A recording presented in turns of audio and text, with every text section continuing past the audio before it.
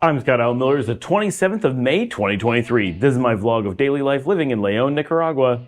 Today, we're going to be answering some viewer questions about pet care and vet care and how you deal with that here in Nicaragua, and about some air quality issues. We're going to get to all of that right after the bump.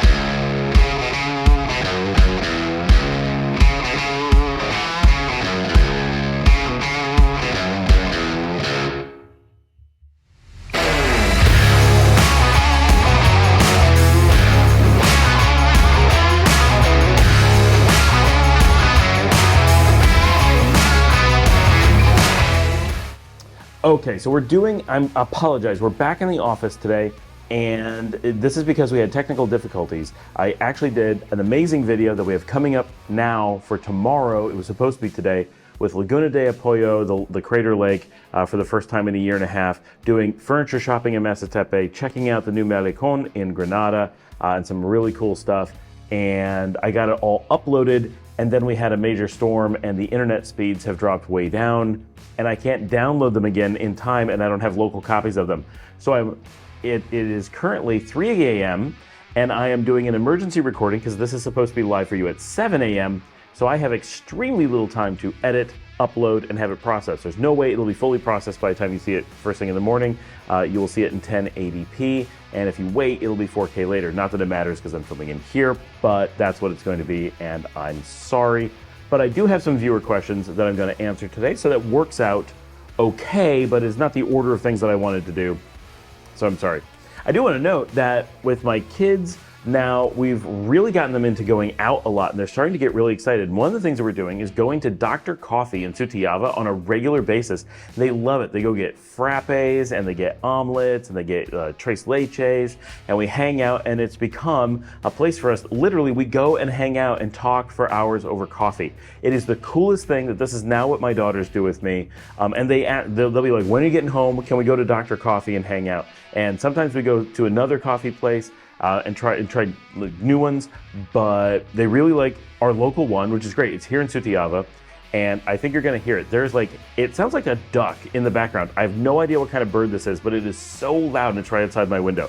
So that's what that is, if you're wondering. I'm sure the algorithm will cut it out a bit, but it's surprisingly loud here. So it's been so cool, and now because we're doing that, the kids are like, well, we can also go to restaurants, so they're starting to do that. And they're starting to talk about, like, oh, you discovered a new thing farther away, maybe we should go check that out. Let's go for a ride somewhere. Let's go see what's going on in Managua. Let's go to Chinandega. Like, they're really starting to get into going out and discovering the country, discovering food, and doing stuff. And what a breakthrough that has been. That is so cool. We used to like to go out a little bit when we lived in Texas, but never this much. And here, they've been very much homebodies for a long time, 2 years. So this is a big step that suddenly they're both like, let's go out and explore and do things and do new things. So I'm having such a great time with them. But the coffee thing, just sitting together for hours and talking about life over coffee, is one of the coolest things to get to do with your daughters. So I'm very thankful for that. That's something that's started happening recently. All right, so to get to our viewer questions, because I can't get to anything else today, really, tomorrow's going to be cool, I swear. The first thing that people are asking is, they saw that the air quality index on Nicaragua said that it wasn't that good, whereas Costa Rica has really good air quality. Why? Why would that be? And I don't know specifically, but here's what I'm pretty sure is going on. Here in Nicaragua, burning trash is more than just something that people do from time to time. It is, for all intents and purposes, a cultural experience. Almost everybody burns trash daily. There is so much trash being burned everywhere. It's really hard to describe just how much there is. It is so prevalent, so common, so everywhere. And in the middle of the city, you won't see it so much. But it's enough that, like, when you move into a colonial house in the city, they'll say, please don't burn trash in the living room, because people will do that in the middle of the house, in the courtyard. They'll just set things on fire to get rid of it instead of taking out the trash, which actually kind of works in some circumstances, but it can be a big problem for obvious reasons. But what people tend to do is they go out, Say you're just going down a country road, someone will come out with a rake, they'll rake up all the leaves that have accumulated through the night or whatever, which is often quite a few. This is a real thing. Trees, we don't have like a fall and a spring and just one season where all the leaves accumulate. It happens all year round. And so there's just a constant certain amount of leaves and palm fronds falling, and you have this trash to deal with. And of course, you don't want to pay to have that taken away or whatever, and you don't want to fill up the landfills with it. So what do people do? Because you don't want to leave it. If you leave it, it's going to turn into just rotting leaves everywhere all the time. And while Nicaragua is very good about not having creepy crawlies, see my episode on that, one of the reasons that it doesn't have creepy crawlies everywhere is that people keep their houses clean, and another reason is because they keep their yards free of rotting debris. Rotting debris brings nasty things that you don't want near your house. So you simply keep that clean and those things won't approach your house. And it's very important because there's things you don't want. And it's as easy as keeping it clean to keep them away. Great. So that's what people do. They rake up all that stuff. They often have dirt yards. That kind of counterintuitive, but it's hard to grow grass here. So for most people, they simply keep bare dirt and you get used to it. At first, it's a shocking sight for Americans coming down because we're used to grass or stone, and to have dirt is like, what's wrong? But eventually you learn this is how people want it around their house for practical reasons, and it's intentional, and you will eventually just learn to see it just the way Americans see grass for the most part. Now, if you see my videos here at the house, I have grass. Of course, you can have grass. It is not that everyone has dirt and that's the only option, but it is what a lot of people do. But it makes raking really easy. But in the backyard of my house, it is dirt, and they do rake it, and they do burn the leaves. And so in burning the leaves, it is also common to simply take whatever trash you have. Oh, we have some paper towels. As you know, there's a lot of human waste trash. And some amount of that stuff is put into the fire and simply burned, because people don't tend to have a lot of large items in the trash every day. It tends to be pretty small things, small amounts of paper, small amounts of plastic, which is a problem, little bits of things. And it's just all, paper towels, and it just burns really easily while you're already burning the leaves. Now, this is a big problem here, is trying to convince people that just burning all their household trash is not a good thing. However, I went through this in America as a child. We grew up burning all of the trash. We didn't have trash pickup in my town, and I don't believe the county did. And so in order to take the trash somewhere, you had to pay, you had to drive. It was a major ordeal. You had to store it for a long time. It was a big thing taking trash to the dump. And so anything that was food waste, anything that was paper that could easily burn, we burned. Now, we knew enough not to put plastic into that, so we weren't burning plastic, but we were burning, paper towels and packaging and cardboard and all that, because you had to pay. It was such an effort. They really made it that you would set things on fire. It was the only practical way to deal with it. The same thing is happening here in a lot of instances. Now, the city if you're in Leon, for example, the city will come and pick it up for free, so you don't have to do that, but it's still effort, and people are used to burning it. And so it's a cultural thing where every day you just go out and burn the trash, and they don't think anything of it, and convincing them that there's something better is very hard. And they really do need to do something with the leaves anyway, and certainly they're not going to bag them up in plastic and have someone ship them away. So burning the leaves is going to happen anyway. All of that is to say, there are tiny fires going on all over the country all the time. And from an agricultural perspective, we see fields being cleared by fire all the time. It is not uncommon to just drive down the road and see fields on fire. And it doesn't tend to be a huge fire. It doesn't tend to put a lot of smoke in the air. But some of you have seen my episodes where I go out and walk through what are basically the city landfills, and they are burning. And there is so much smoke coming from that. So sometimes we get that kind of stuff, like big, big amounts of smoke. Of course, we also have a lot of active volcanoes. So on a regular basis, not every day or anything like that, but on a semi-regular basis, you do have ash falling from the volcanoes, and that's really rough for air quality. You put all that together, and I think you have a pretty good reason why we have regular, lower than average air quality. Now, all that said, I don't know anyone who needs to wear a mask. I don't know anyone who has respiratory problems. I don't know anyone who's concerned about this air quality as far as going out and being exposed to it every day. So don't necessarily look at that index and say, oh no, it's so bad. If you have respiratory issues, it may be something to be concerned about. The part of the country you live in, whether you're in a city, whether you're in a burning area or not, those are things you may have to consider. But in general, even living around it, we really don't notice. It does not have the impact that the numbers suggest that it might. So yes, something to keep in mind and as a point of interest, and this is a thing going on, but this is a country that is on the verge of needing to deal with its waste, just like the US was in the late 1970s, early 1980s. And when they start dealing with the waste, the fires will automatically decrease. And as that happens, hopefully we can also have an education not just to not litter and use trash that way in the first place, but then also not to burn trash or to burn it in very limited amounts. And a lot of that being the leaves. I don't see an easy solution to the leaf problem. Unless you get the government to sponsor just constant wagons going through and collecting all that stuff. And really, I don't know how safe that would be because there would be people handling lots of that kind of detritus that can have problems.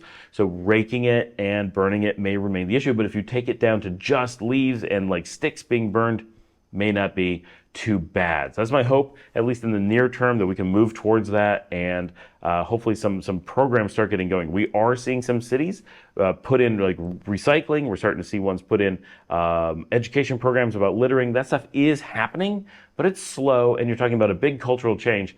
And look at what the US did, right? It took years and it took a lot of effort and a lot of investment and a lot of laws. And in time, they got it to where there's very little trash in America visible. And that can be done here, but it's going to take similarly a bit of time, but they need to start. And we're just at that point now. Okay, so second question is understanding. The question really came up. If you have a dog and you have an issue, first of all, can you find good vets? Yeah, absolutely. There are great vets here in Nicaragua, and it's a country that takes veterinary medicine very seriously. So you can find really good vets with really good vet schools and good equipment. However, it's also a country where you get a lot of people who don't care at all and do everything as cheaply as possible and are just terrible. So you need to be careful when looking for a vet that you really can trust them and that they're really trained and really going to do the right thing for your animal. So you can find them. They're great, but just beware, you're also potentially going to find ones who are really bad. So really put in that effort. I do have in Managua, I have a doctor. In Leon, I have a doctor. In Chinandega, I have a doctor. So in those markets, I have people to send anyone to if you need references. But in other areas, we could find them. It is our plan as part of our Relocate Nicaragua services to actually have a veterinary and a human medical concierge service where we have consulting veterinarians and consulting doctors that are kind of your online doctor assigned to you, but they're in Nicaragua, they know the market, and their job is to either answer your questions online, because a lot of times you don't need to actually see a vet. You just need someone who's qualified, who knows your animal's history, that you can talk to online and say, oh, they're doing this. What should I do? Oh, that's a reaction to something they ate. They should probably sleep or get them to vomit or take them to see a doctor or whatever. And here's what they need to know. But also would then coordinate finding you a doctor where you are. Oh, I'm on vacation. I'm in Masatepe and I don't know where a vet is. Oh, hold on. Let me find a local vet that is someone part of our network that we trust, and they're going to put their records into our system. And we want to maintain a record system, at least on the veterinary side, and provide for all of that. So that's something that we plan to offer to make it much more robust than we just have some references today. But today we have references, we have doctors that we work with, and we have doctors that actually work for us here in the country today. So if you're looking for veterinary advice, we generally can find a way to provide that. And veterinary care here, not only is it can be very excellent, it's also very affordable. So there's no reason for an expat to ever have to worry about that's going to be so expensive to take care of my animal. That's not going to be the case. So you're going to be able to get the care you need here. Hardest thing I know is here in Leon, getting x-rays can take a lot of time, be very difficult. So hopefully more x-ray machines are going to start showing up. It's something that's needed. Those kinds of things are going to exist. But then the question came up, if you don't have a car, because I recommend that a lot of people really reconsider having a car, how do you get your animal to the vet? This really implies that you should also have the question, how would you get to the hospital if you had human medical issues? Well, there's a couple answers. One is that transportation is available. You can take your animal on public transportation if the animal's comfortable with that. You can take them in a taxi. That is very common. You can get the vet to come and transport them. Not every vet will do that, but many will. That's not uncommon. They know that you may not have transportation, and generally they do. And so you could easily end up in a situation where your vet is coming to collect the animal. But more importantly, and in the human medical, that would be an ambulance, but in most cases you can find a way to get to the hospital, unless it's really acute, and then you definitely want an ambulance. And what both human medical and veterinary do that Americans really don't think about, but should, because with proper health care, you would bring, in most cases, not for well visits, necessarily, could be, but not for well visits, but for situations where someone is truly sick, you do not bring them to a central location where you might infect other people, the travel could be dangerous, whatever. You send the doctor and medical professionals to them. When I lived in Ukraine, of course the doctors came and did house calls. That's just how they worked. You didn't need to go to them. What if you had a cold? You go to their office. Now everyone's been exposed to the cold. That's not smart. To the cold? To a cold. The cold would just be they got exposed to the outside temperature. You don't want people you don't want a doctor's office representing a place where people become infected with things. But in America, it does. In Canada, it does. But in Eastern Europe, in Nicaragua, your doctor will come to you if necessary. And so you could stay home, not infect other people, not have to be sick and find a way to they will come to you, including your vet. I just had to deal with 2 days ago, someone we know had a dog that we used to take care of and they have a skin infection and they don't have a good way to get to the vet. And the vet, of course, said, oh, I'll just drive 30 minutes to go out to where they are in a different village. No problem, no questions asked, just where do I go? Let me know at the time and I'll go. That's how veterinary medicine should work if your vets are actually out there trying to do the right thing for the animals. Now in the US, you have the problem that they're paid so much that no one could afford to do that, and they're so busy seeing patients because there's so many restrictions on becoming a vet that they make it very onerous, so we don't have enough vets on the market. So you must do things that are not in the overall care zone, like they're not how you should be taking care of animals or humans, because we don't have the resources. But here in Nicaragua, there are more resources, and we're able to do healthcare, both humans and animals, to a level that just essentially isn't available in the United States, and no one even thinks about because it's so just unavailable. And this is one of the things I think that highlights how much better things are in Nicaragua. Things that you would never consider that are really critical to good healthcare, to the basics of life. Here, they just do the logical thing. It's so affordable. There's such good care. I've never once had human or veterinary medicine go to the same lengths in the United States as I commonly see with interactions here. Now, of course, if you're just going because you want to look at an ingrown toenail, you go to an office, you're not infectious, there's no reason you can't travel, there's no need for them to come to you, you're going to go there. But if you have back spasms, if you're having a heart attack, if you're having a dog that can't be transported, if you're infectious, they will come to you so that everyone is safer, you get better care. It just makes sense. So that is my topic for the day. Ask your questions, get down below, leave your comments about this, ask questions about other things. I'm keeping it short today because I've got to get this uploaded, edited, and done really about an hour ago. I'm already past my deadline, so I am scrambling. Thanks for joining me. Like and subscribe. Leave your comments as always. If you'd like to support the channel, buy me a coffee. If you want information on our concierge services, on looking for houses, on any kind of thing, info@relocatenicaragua.com. Share on social media, post on the webs, tell your friends, and I will see all of you from Laguna de Apoyo and Mazatepe and Granada tomorrow.